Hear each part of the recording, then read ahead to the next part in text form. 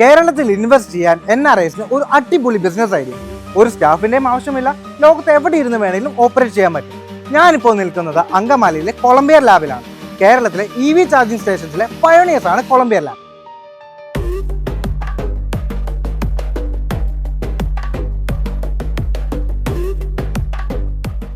ഇന്ത്യയിൽ കഴിഞ്ഞ 2 വർഷത്തിൽ തന്നെ 8 ലക്ഷത്തിലധികം ഇലക്ട്രിക് വെഹിക്കിൾസ് ആണ് രജിസ്റ്റർ ചെയ്തിരിക്കുന്നത്.